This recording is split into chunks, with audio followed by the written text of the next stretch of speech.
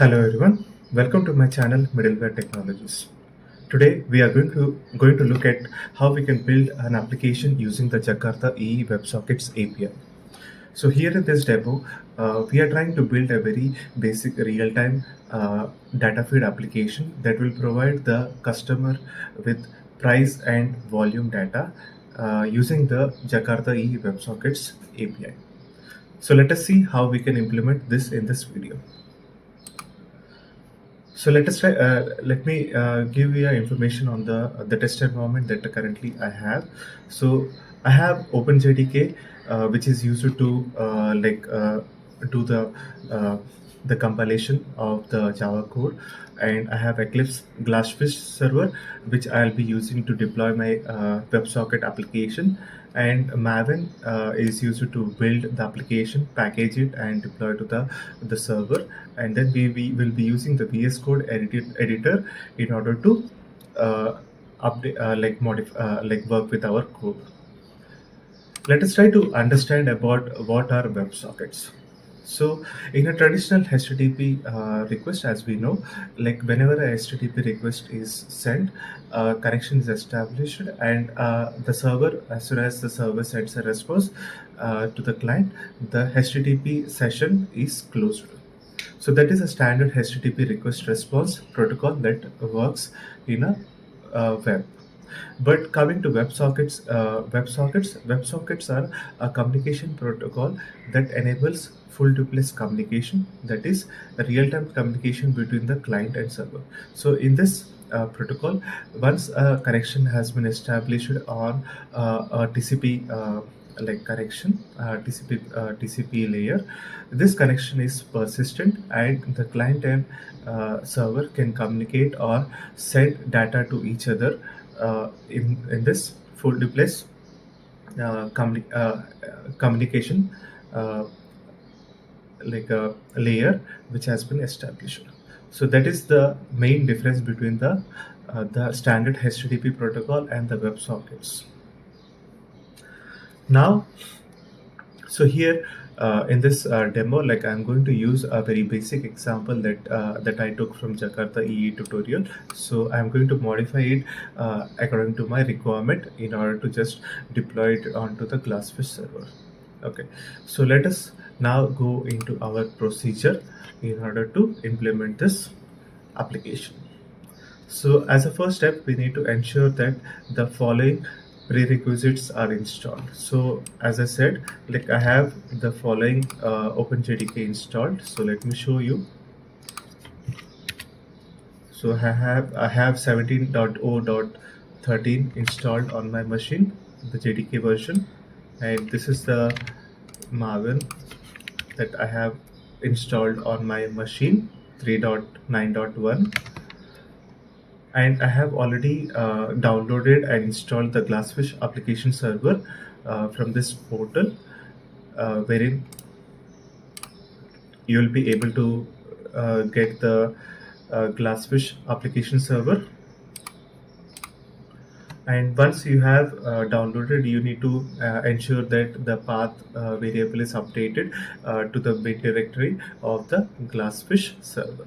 So once it is done, like you can update your password as well.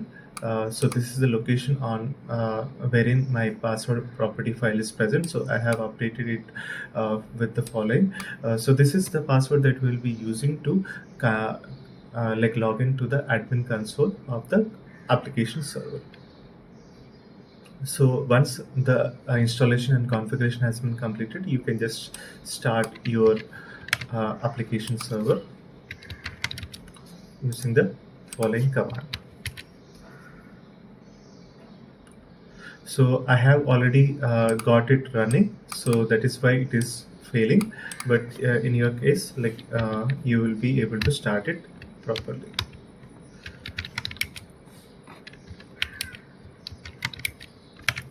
So this is the portal of the application server. So once you have validated the application server, the next step is to create a Maven JakartaEE minimal project.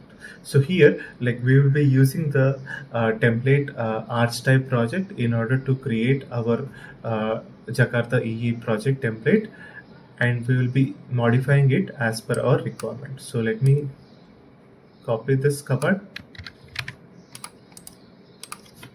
So here, like we are generating an arch type project that is of artifact ID JakartaEE 10 minimal, group ID org eclipse starter, and arch type version is 1.1.0, and the group ID for our application package is going to be comstack, and the artifact ID is going to be WebSocket demo.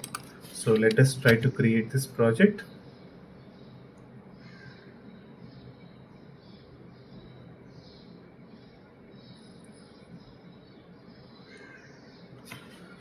So let us keep the defaults as it is, and let me switch to that folder. And now, like we will be removing the unnecessary files that are not needed for this demo. So I'm going to remove everything from the WebSockets demo folder and the resource folder. So this is all needed for the minimal project. And now let me open this in VS Code editor.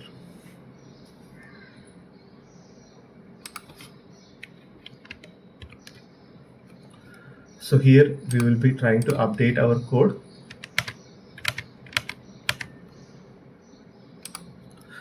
Now let us go to our next step, that is step 3. So here, like we are going to create a very basic WebSocket endpoint. So this is going to be the remote WebSocket endpoint, like us acting as a server, which will establish a full duplex communication with the client. So here, like we are going to implement the server WebSocket endpoint using the following class, which stores, like it is going to store all the sessions related to the client in a queue, and it provides us with a method that the enterprise bin calls whenever there is a information available to send. So WebSocket endpoint is going to store all the sessions which it needs to communicate the data to, and this endpoint class is also going to provide us with the method which will be called by the enterprise bin, which is actually generating that data. So let me copy this. Let me first create this Java file. So here, like we are going to create it in WebSockets demo folder, and let me copy this whole thing, and we'll try to take a look at it.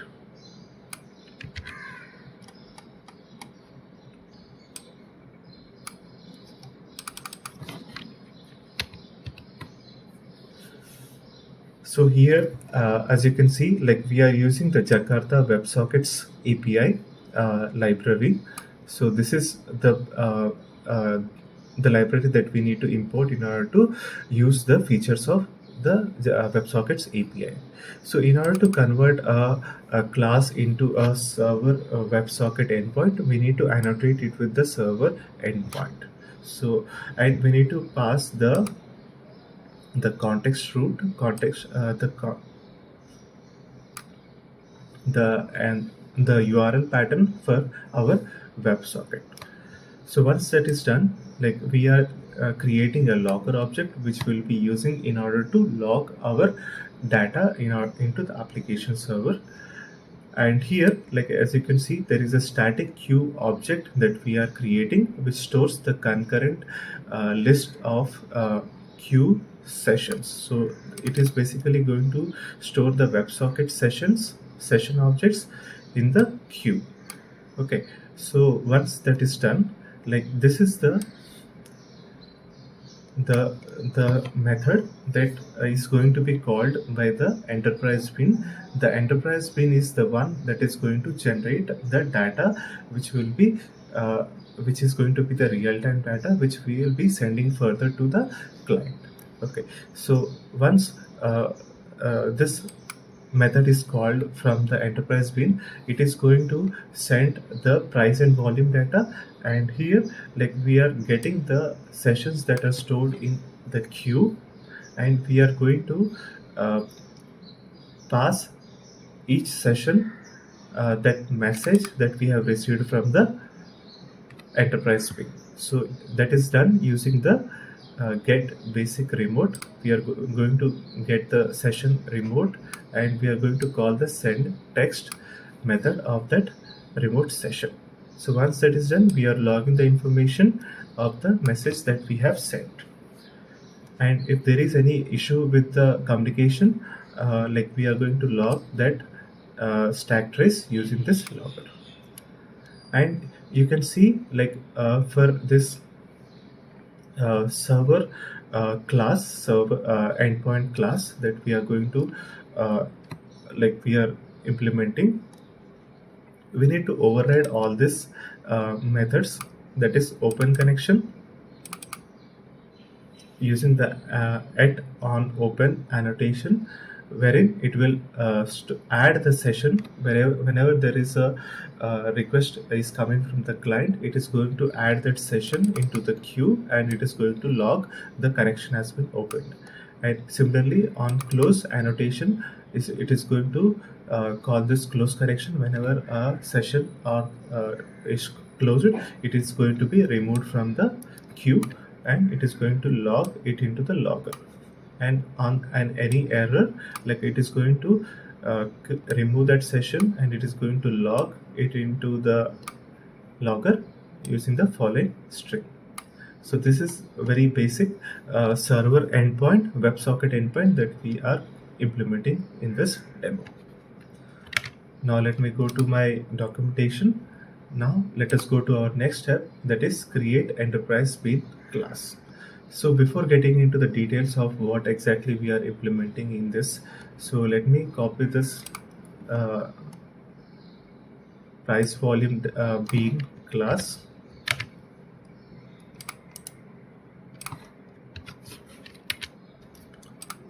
and let me copy this whole content.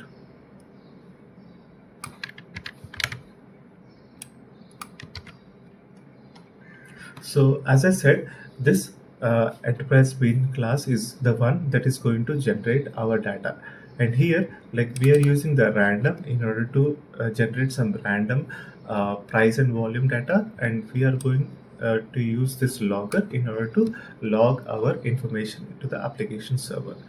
And here are the Jakarta.ejp imports that we are using in order to build a, a singleton class and a session bin class that is going to actually do the implementation of our EJB class. Now let us try to get into the price volume bin class. So you can see that we have annotated with at startup and at singleton. Okay, so let me give information on that annotations. So at singleton annotation makes a session bin a singleton, meaning that it only one instance of that bin exists for the entire application lifecycle. So as soon as the as soon as the application is started and the request is received by the enterprise bin, it is going to create an single instance of that the session bin, and it is going to be kept throughout the application lifecycle. But in order to make that instance available instantly as soon as the application is started up, we need to annotate that same class with at startup. So that is the only requirement for that annotation. So at startup makes that instance instantly created and available as soon as the application is started, instead of waiting for the application or the session B to get a request and then it getting the instance created. Okay, so that is the information about the at singleton and at startup. The add post construct, this annotation is used on a method that needs to execute that needs to be executed after the dependency injection is done to perform any initialization. This method must be invoked before the class is put into service. So if you get into the add post construct method, this is an initialization method that we are going to call before the service, the singleton's service or the EJP service is going to be catered. So in this initialization method, we are going to initialize the random object, and we are going to initialize the T service object, which is going to be a timer object, which is going to start every 1 second and timeout at every 1 second. So so at every 1 second we are going to generate the random data that is of the price and volume.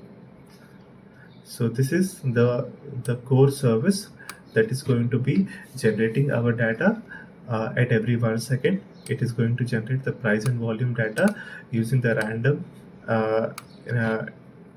string or integer, we can say, and it is going to send that information to the ETF endpoint, that is the WebSocket endpoint which we have created over here. So that is all about this class, which price volume enterprise bin. It is going to send that information to the enterprise bin, to the WebSocket's send method.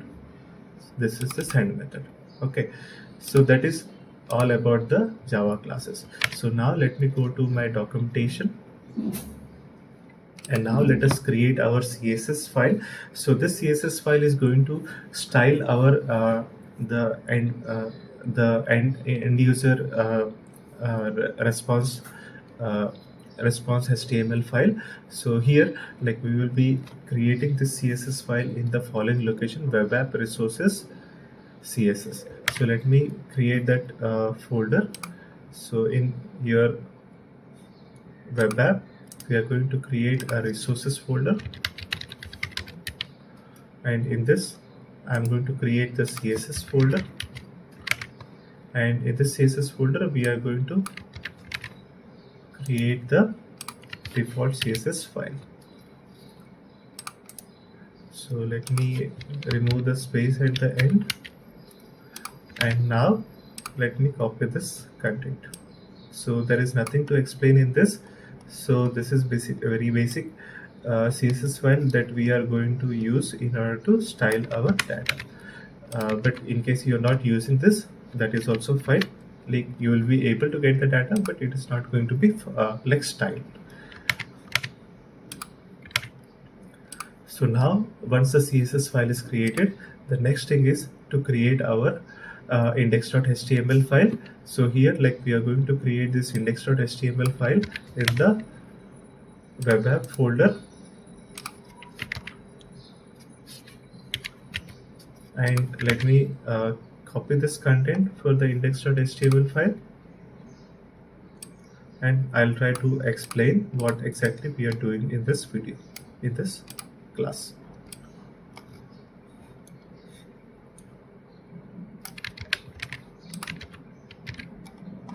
So this index.html file is going to be very basic file, wherein we have a table data that is consists of price and volume, and this price and volume table data is going to be populated with the following JavaScript, which is going to call the WebSocket's endpoint. So our WebSocket endpoint is going to be listening on the localhost 8080 port, and this is going to be our application's WebSocket demo, that is the application context, and this is Duke's ETF. It is going to be the URL pattern for our WebSocket, and this function is going to be called on whenever a connection is tried to establish with the WebSocket, and when there is a message received, like this function is going to be triggered, that is on message, whenever there is an event triggered, and this message, this function is going to update the element IDs, that is price and volume, with the latest feed data. So that is all this function is going to be doing. And here you can see we are adding a listener, that is onload and to unload and connect.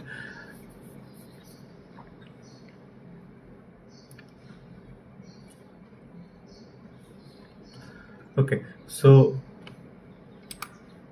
now let us go to our documentation.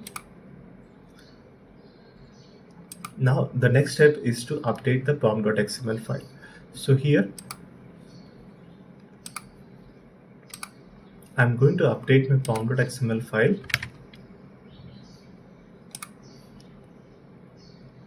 with the following property.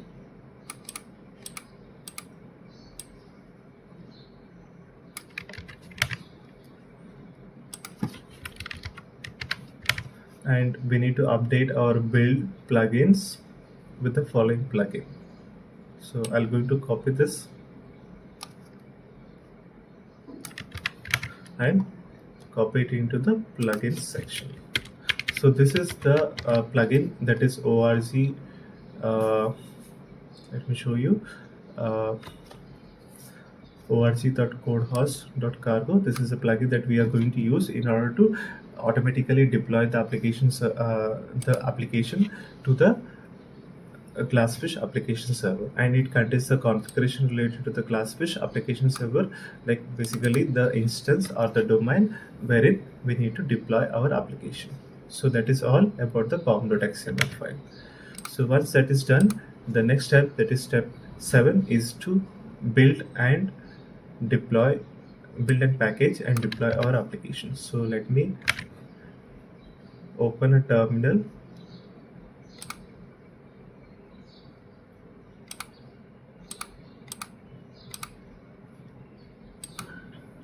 And now it is time to do a clean package and cargo deploy our application.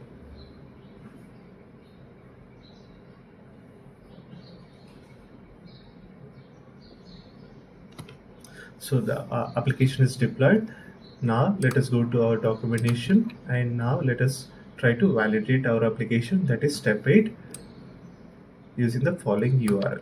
So here, like you can see, the application application server is listening on localhost 8080, and this is going to be the WebSocket demo, that is the application context, and the index.html is going to be the file that we are going to call, that is in the web app folder, and this is going to generate our real-time data, that is price and volume. So this is all like that we need to do in order to build a very basic WebSocket application, which establishes a full duplex communication between the client and server.